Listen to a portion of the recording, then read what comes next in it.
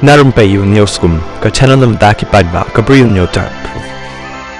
President barim ga US Donald Trump habaya karim bakinang tokobor, hagi kinit singi balalay ulakan no, President ga Ukraine Volodymyr Zelensky, baday mauuba penhe, yakatama bat ka Russia. Kaniga jinga karen kapan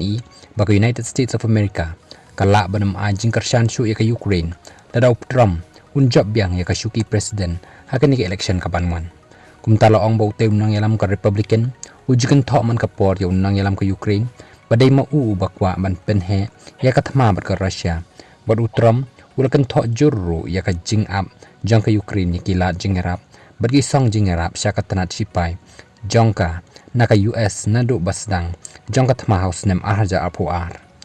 Trump ulakan nokru, bautew nang yalam ka Ukraine, kwa ban wanra yaka syong suk syong san, haka partay, baday ka ni kadaw ba ka Ukraine, bat ka Russia kimla asyo ban poy, siya ka jing asuk wad haduk kini kisngi. Penban, hakaway kalyang Trump, ulapan syaipat baka ni ka jing kren jang kamut ba kwa ban yarap ya ka Ukraine henry, kalong namar ba sngok ya, halo ka jing yap, bat jing do ya kimen simbre ba luy,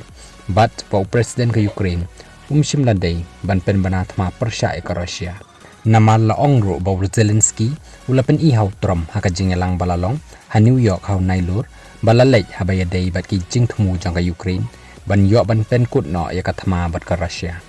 Kadbana kalyang jang ka Vice President jang ka US, ka Kamala Harris kalakular, baka US, kanyay karsyani ko Ukraine, kadba ka Russia kampat sange ya ka jing lit tombor si Ukraine, wat hadu la syay hadin, lada ka job ya ka election president, kabakan hap banya kun persya, yaw tayo nang yalam barim ka US, Donald Trump.